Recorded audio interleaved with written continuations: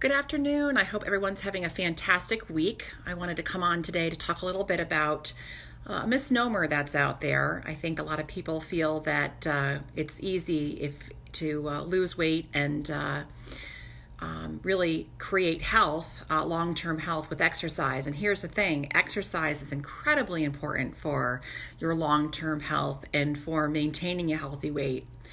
But the bad news is that you really can't out exercise your fork when it comes to wanting to lose weight.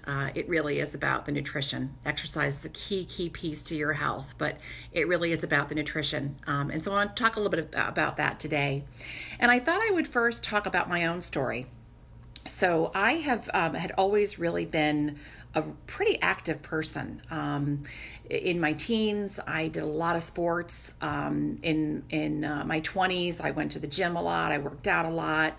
I really enjoyed working out. And truth be told, after I had my kids, I got a little attracted to the couch. So I really wasn't as active. But I will tell you that even in my teens and in my 20s, as much as I was exercising, I was constantly dieting. And that's because, I wasn't at the weight that I wanted to be. And I was working out, but it wasn't doing it for me. So, I've talked before about being on that that diet roller coaster. And that's what it was like. That was what it was like. So after my kids, in my 30s, I definitely was not as active. I wasn't going to the gym. I wasn't working out. And I remember a very specific day. I wish I could remember the actual date, but I remember it being a snowy day in February of 2011. And I had been about a year or two that I had actually worked out. And it was a Saturday morning and my family was sleeping. And I woke up and I just had this urge to go work out. And I really was interested in doing a spin class. So I found a spin class that morning. I went to that spin class. My goal for that spin class, that hour-long spin class, I had two goals. One was to finish the class, and two was not to throw up. I barely made it, but I achieved those two goals. I got through the class and I didn't get sick.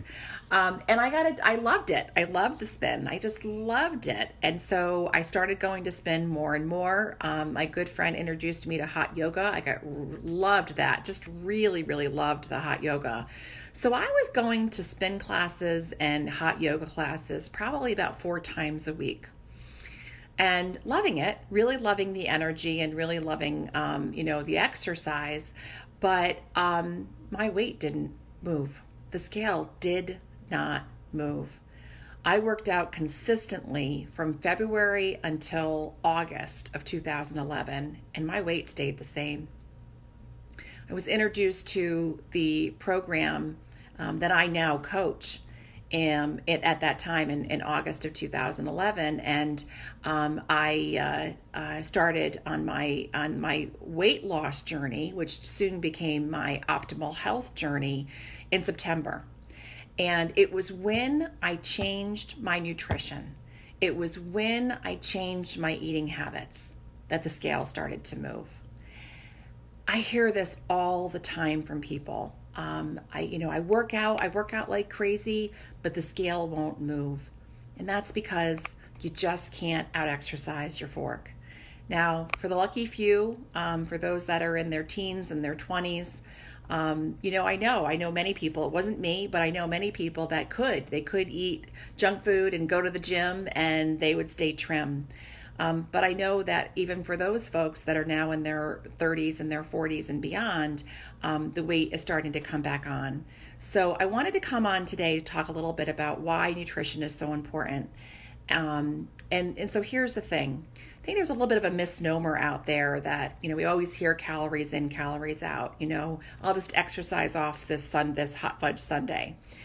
But, when you think about it, the calories in spinach, you wouldn't consider them to be the same calories as in a hot fudge sundae in terms of the nutrients, right? It's just they aren't the same. And that's because what we eat impacts our bodies, okay? In particular, sugar causes a spike in insulin. sugar spikes and sugar crashes can cause a spike in insulin. And what does a spike in insulin do? It causes fat storage. So when you're eating a lot of sugary stuff, a lot of high carb stuff that doesn't have a lot of nutrition, that can cause your body to go into fat storage. So even when you are exercising, you're not able to burn because your body's in fat storage. Okay, I'm oversimplifying things here truly, and that's because thankfully I don't have to be the expert on this.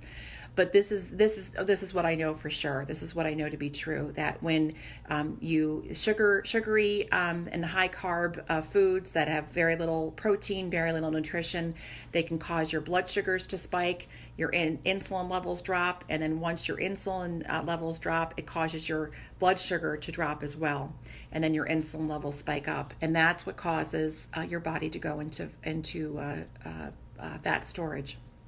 So what do? Well, first of all, don't stop exercising. If you are exercising already, don't stop. It's a great habit, okay? We just want to change your eating habits. And this is really where a health coach can come in and help you figure out the right plan for you. It's not one size fits all. It's not like every single person is going to eat the same thing. Everybody is unique and individual. So I definitely encourage you to reach out to me.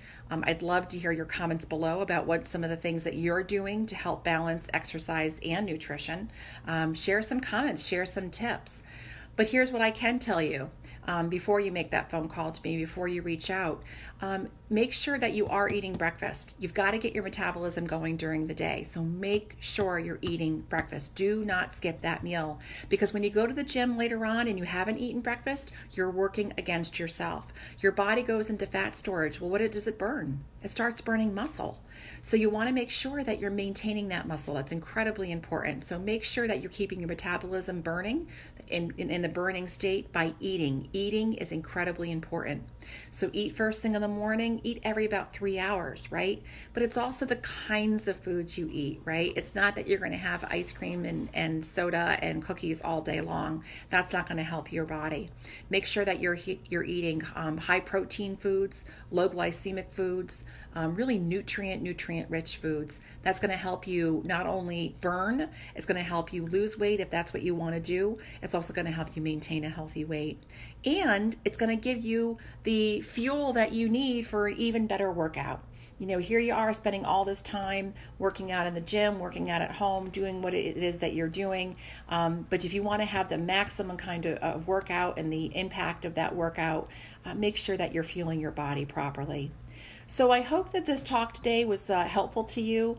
Again, as always, I encourage you to reach out and please comment below. Let me know your thoughts about this. Any questions? Keep the conversation going. Have a fantastic day, guys. Bye-bye.